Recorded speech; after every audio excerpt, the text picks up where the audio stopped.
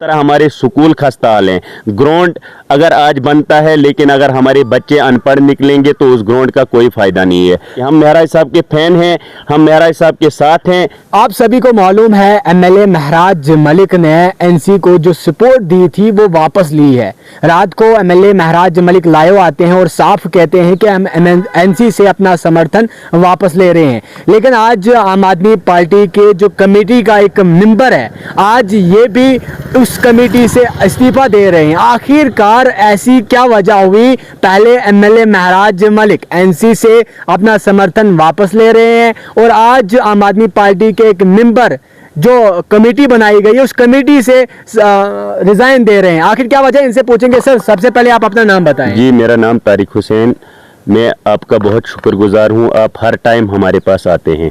देखिए इस्माइल साहब, जिस तरह आपने बताया कि एमएलए महराज मलिक साहब ने एनसी से समर्थन वापस लिया, मैंने 23 मई को एक वीडियो चढ़ाया था और मैंने महराज साहब को कहा था कि आप एनसी से समर्थन वापस लें, क्योंकि एनसी कुछ नहीं कर पा रही है। जम्मू कश्मीर के अंदर काम हो नहीं पा रहे हैं और जिस कारण से मैं इस्तीफ़ा दे रहा हूं कमेटी मेंबर से, पार्टी से मैं इस्तीफ़ा नहीं दे रहा हूं, मैं कमेटी से इस्तीफ़ा दे रहा हूं, क्योंकि आपको भी पता है कुछ लोगों को कमेटी मेंबर बनाया गया है और उन्हीं लोगों की यहां पर चलती है। क्योंकि जो भी प्लान आम आदमी लिखवाता है वो प्लान फिर बाद में आता नहीं है। इसी तरह मैंने एक प्लान लिखवाया था अपने पंचायत रोती पदन्ना के अंदर, वहाँ पे हम कमेटी के अंदर 4 लोग हैं, लेकिन किसी को भी पता नहीं है, किसी मेंबर को पता नहीं है कि ये जो हमने प्लान यहाँ से दिया है, ये प्लान आगे किसने इसको चेंज किया है। और हमने स्कूलों के प्लान दिए थे, बाद में हमें सुनने में आया कि आपका पैसा जो आया है वो ग्राउंड के लिए आया है। सबसे पहले हमें स्कूल ज़रूरी है, उसके बाद हमें ग्राउंड चाहिए, क्योंकि आपको भी पता है यहाँ के स्कूल खस्ता हाल थे।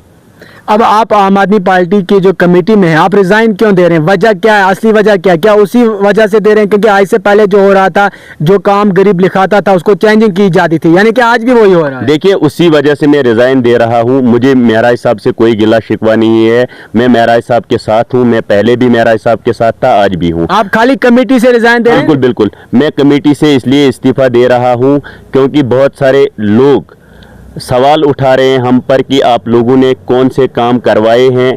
तो जब हम देखते हैं ग्राउंड लेवल पे हमारी कोई सुनता नहीं है। जिस तरह हम प्लान को यहाँ से भेजते हैं तो चंद लोगों की खातिरदारी वो करते हैं, मतलब वो मेंबर जितने कमेटी मेंबर हैं वो भी चंद लोगों के साथ मिलकर जो भी प्लान होता है उसको बनाते हैं। आपको भी पता है, हमें भी पता है। तो आखिरकार एमएलए महराज मलिक ने भी एनसी से अपना समर्थन वापस लिया, तो क्या कहेंगे उस बारे में? देखिए, मैंने पहले ही कहा था, मैंने 20 दिन पहले कहा था कि महराज साहब को समर्थन वापस लेना चाहिए। एनसी काम नहीं कर पा रही है जम्मू कश्मीर के अंदर। जो वादे उनने किए हैं, राशन डबल करने का वादा किया था, गैस सिलेंडर का वादा किया था, लाइट का वादा किया था, लेकिन एनसी ने एक वादा भी पूरा नहीं किया। तो अब 9 महीने बीत चुके हैं तो एनसी कुछ कर नहीं पा रही है जम्मू कश्मीर के अंदर। महराज साहब ने बहुत अच्छा किया, एनसी से समर्थन वापस लिया, मैं बहुत खुश हूँ।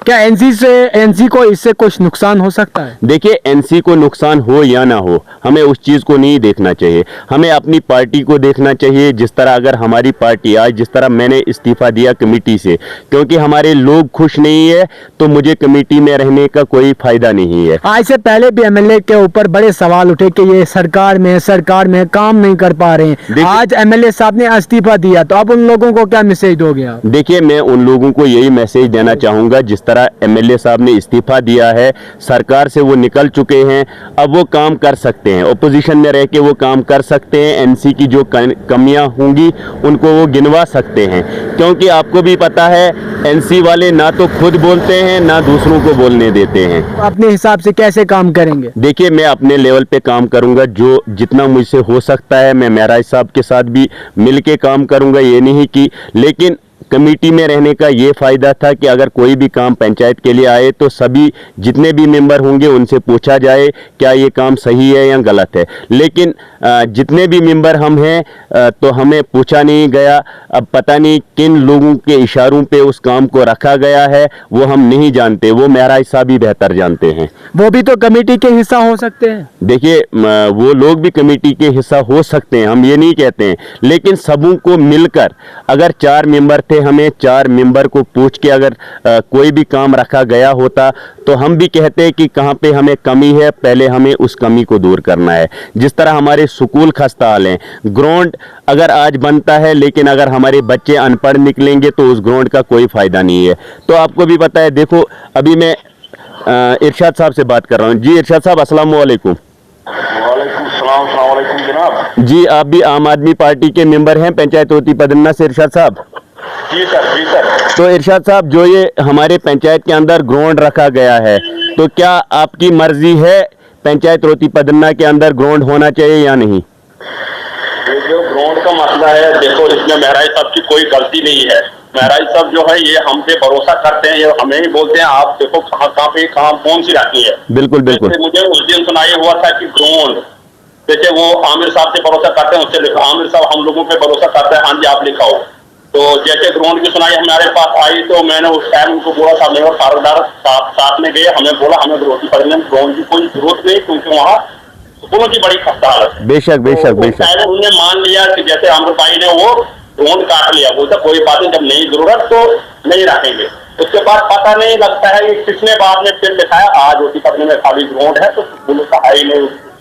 तो क्या इरशाद साहब, मुझे लग रहा है कि ओपोजिशन वालों का रोल है, ओपोजिशन वाले चाहते हैं कि हम महराज साहब के ऊपर दाग लगाएं, लेकिन हम ऐसा होने नहीं देंगे। आज मैंने आम आदमी पार्टी जो मेंबर कमेटी है उससे इस्तीफा दे दिया है, क्योंकि अगर आपको पता नहीं है, मुझे पता नहीं है, तो क्या फ़ायदा है हमें उस कमेटी में रहने का। हम आम वोटर बन के रहेंगे महराज साहब